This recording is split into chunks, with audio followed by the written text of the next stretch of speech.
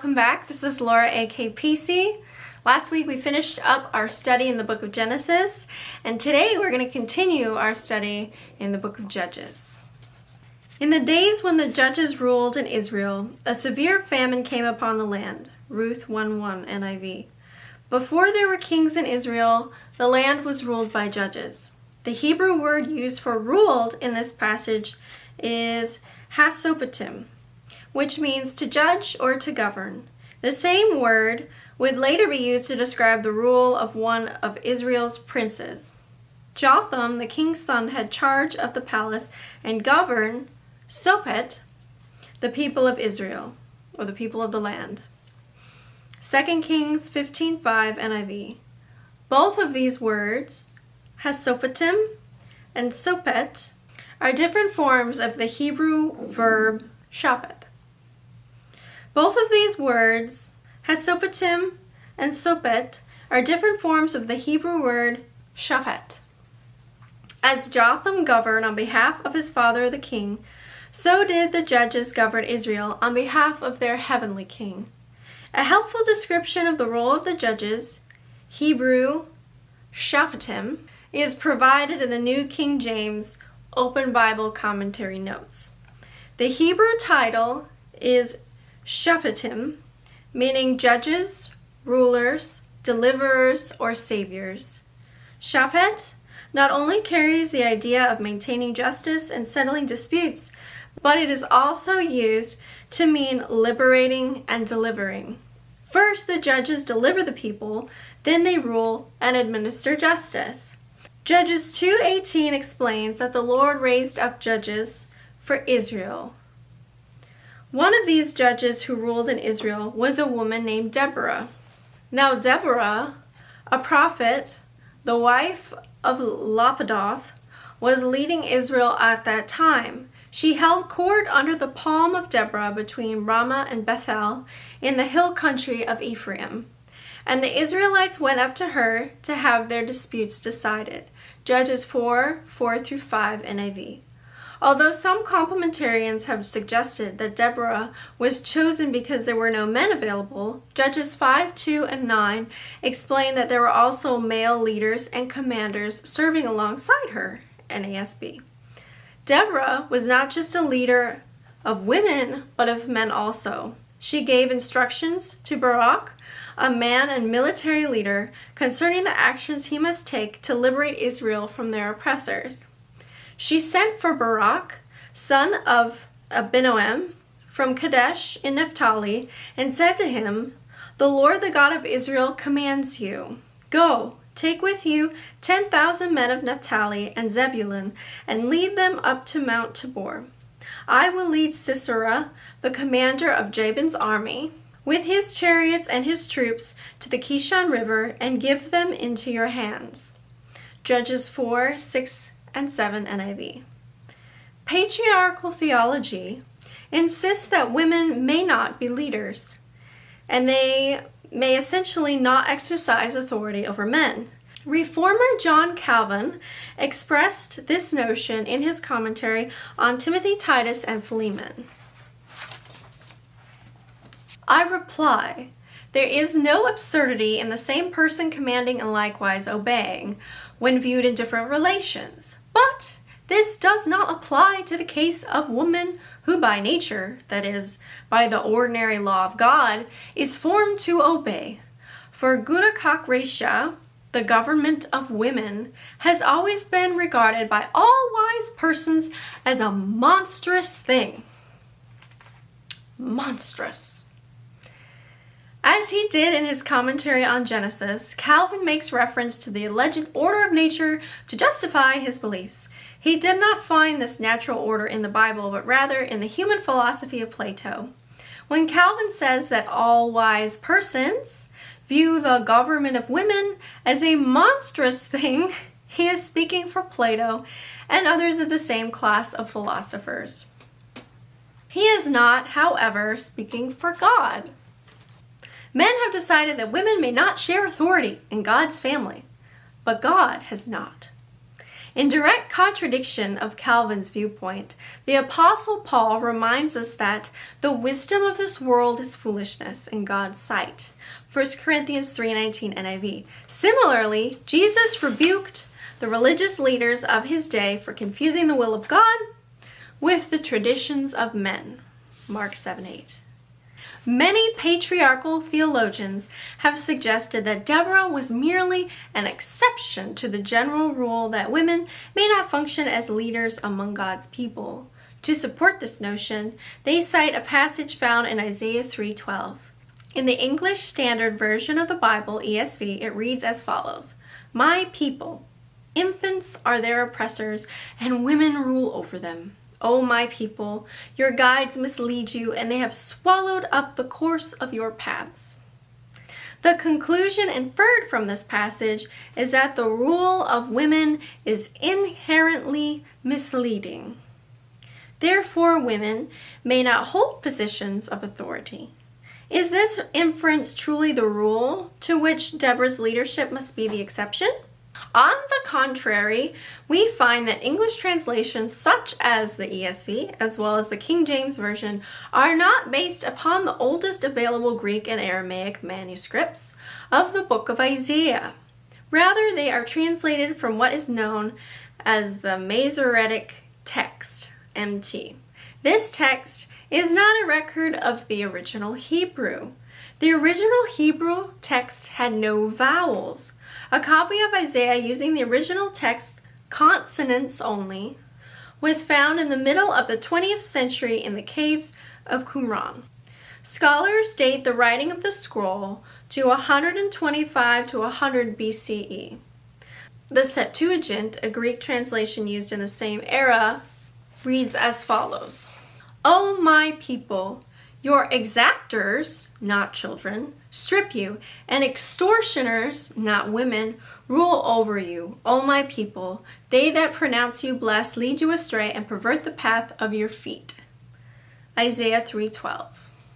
Similarly, the word translated extortioners in the Greek Septuagint is rendered as usurers in a 1st century BC Aramaic translation known as the Targum of Jonathan. Authorship of this translation is attributed to Jonathan ben Uziel, who lived 30 years before the birth of our Lord Jesus Christ. In other words, two of the oldest records of the Bible available to us say nothing in Isaiah 3:12 about women. The oldest available manuscripts, in two different languages, agree with one another and demonstrate to us how the Jewish population of Jesus' day understood this text. These manuscripts also agree with the context of the verses that immediately follow Isaiah 3:12. The Lord rises to argue his case. He stands to judge the peoples. The Lord enters into judgment with the elders and princes of his people. It is you who have devoured the vineyard. The spoil of the poor is in your houses. What did you mean by crushing my people, by grinding the face of the poor, says the Lord God of hosts, Isaiah 3:35-15, NRSV. The prophet Isaiah is warning the elders and princes, who happen to be male, of his people that they will soon face his judgment for crushing the people by grinding the face of the poor. The same warning is found in the book of Micah, who prophesied to Israel's leaders at the same time as Isaiah. "Listen to me, you rulers of Israel, you that hate justice and turn right into wrong.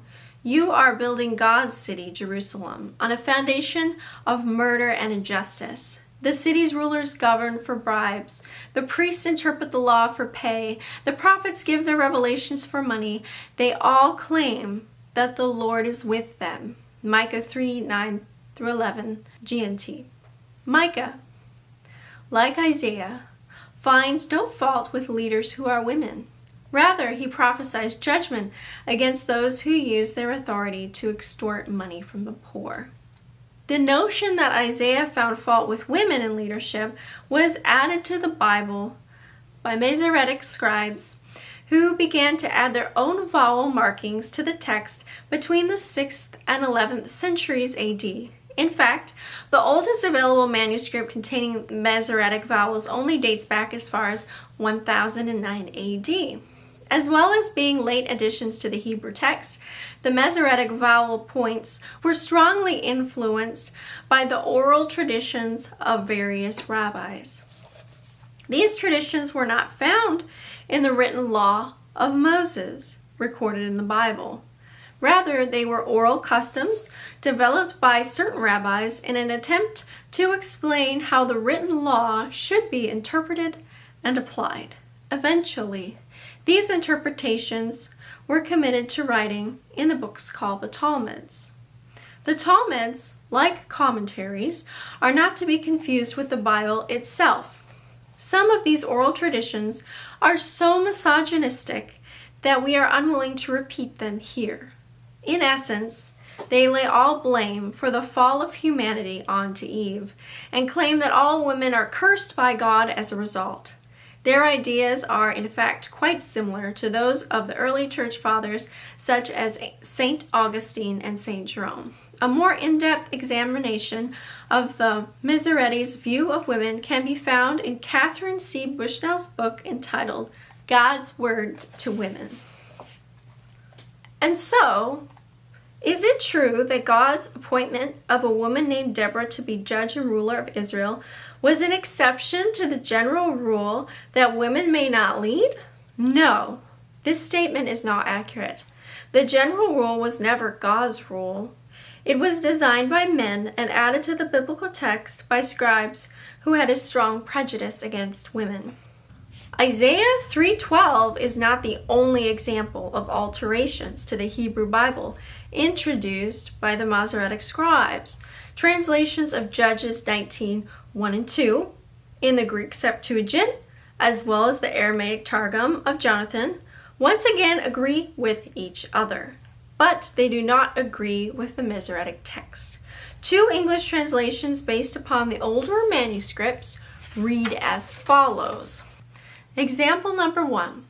In those days, when there was no king in Israel, a certain Levite residing in the remote parts of the hill country of Ephraim took to himself a concubine from Bethlehem in Judah.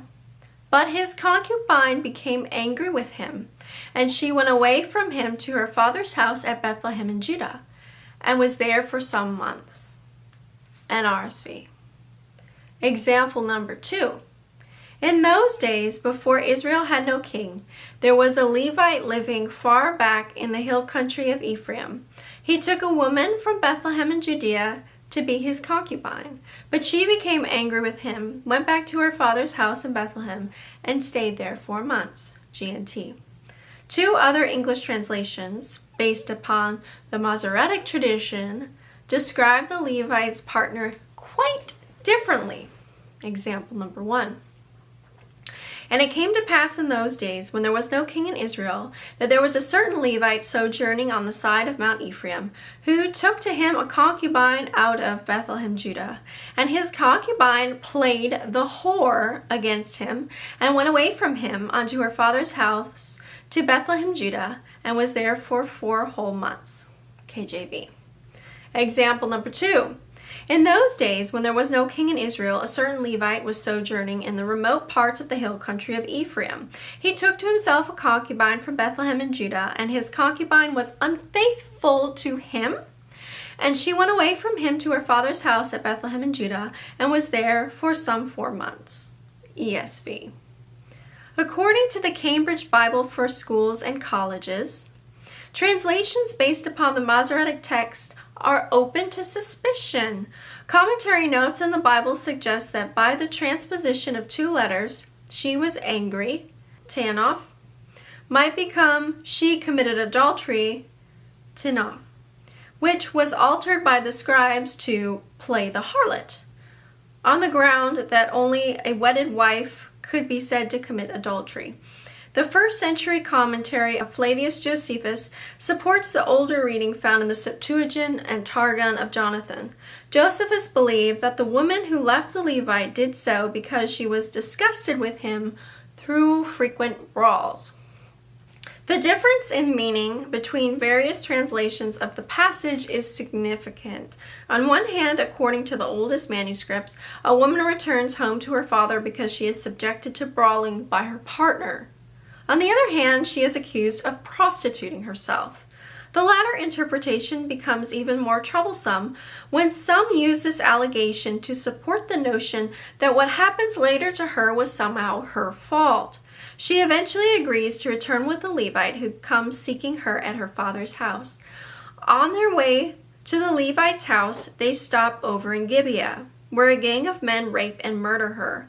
Rather than finding fault with the woman, God calls upon 11 of the tribes of Israel to bring the men to justice. When one tribe, Benjamin, refuses to hand over the perpetrators, there is a violent conflict. More than 20,000 men are put to death. And the Israelites inquired of the Lord, for the ark of the covenant of God was there in those days. And Phinehas, son of Eleazar, son of Aaron, administered before it in those days, saying, "Shall we go out to battle against our kinsfolk, the Benjaminites? Or shall we desist?" The Lord answered, "Go up, for tomorrow I will give them into your hand." The Lord defeated Benjamin before Israel, and the Israelites destroyed 25,100 men of Benjamin that day, all of them armed. Judges 20:27-35 NRSV. God does not blame the victims of sexual crimes for the actions of their abusers. Rather, those who engage in the acts of cruelty will be held accountable for their own behavior. In the oldest available manuscripts of Judges 19:1-2, a woman temporarily leaves her partner because she is angry with him. There is no indication that she was unfaithful or that she prostituted herself. These ideas were added to the text in English translations, such as the English Standard Version and the King James Version of the Bible. Furthermore, blaming women for the crimes committed against her by violent men is not biblical. It is an example of excusing the behavior of offenders by attempting to blame the victim. How do ye say, "We are wise, and the law of Jehovah is with us"? But behold, the false pen of the scribes hath wrought falsely. If you haven't read the story about the concubine woman in Judges 19, that is one of the most disturbing, upsetting stories. How men could treat a woman, especially her so-called husband, because he literally threw her out into the street to be raped and murdered to protect himself and the other man who lived in that house. And he left her out there all night, and then in the morning goes out and is like, "Come on, get up." And he keeps telling her, "Come on, get up." And then he realizes, oh, she's dead. It's a horrible, terrible, horrific account. It doesn't take much imagination to wonder why she might have left this man to go live with her father. I really hope this is benefiting you all. I know there are some portions of this book that are a little hard to get through. I know it's a lot of reading, it's a lot of thinking, it's a lot of study. I think it's really important to have all this information so that we have the tools that we need to push back. You know, when we're told, "Oh, you're a woman, you can't preach." "Oh, you're a woman, this is God's plan for you." "Oh, you're a woman, this is your role. This is what you're supposed to do." And as a woman, no, you can't do this and you can't do that. We need to have the tools and the knowledge so that we can say, actually, that's not true. Actually, that's a construct of tradition. That's a construct of men. God does not look kindly on those who abuse his daughters. And he will bring justice. But we don't have to sit around and wait for God to do that for us. We don't have to wait around for there to be a movement that brings enlightenment and brings this knowledge to the forefront so that, you know, most churches are aware of all this stuff. We don't need to wait around for that. God has given us 2 legs. Most of us have the ability to walk away. God is giving you all the tools that you need to live a different life. We perpetuate the problem when we stay, when we do nothing, when we just accept the abuse, when we just accept being treated as less. We are not trapped. We are not trapped in the same way a lot of women through history have been trapped and had no other choice. We have the choice. We have the choice. We have the ability to leave bad situations. We have the ability to have something better for ourselves. We have the ability to experience God in better ways. And I hope that us women and men out there who agree and who love women and respect women, I hope all of us can band together and bring awareness and bring change. Also by each one of us just doing the right thing in our own lives. Let's make Christianity a place where women are free. Thank you for watching. Please join us next week as we look at scriptures from the books of the prophets. Please like this, share, subscribe, and leave comments below. Leave questions below. I want to hear from you guys. I want to know what you think. This is Laura, aka PC. Bye!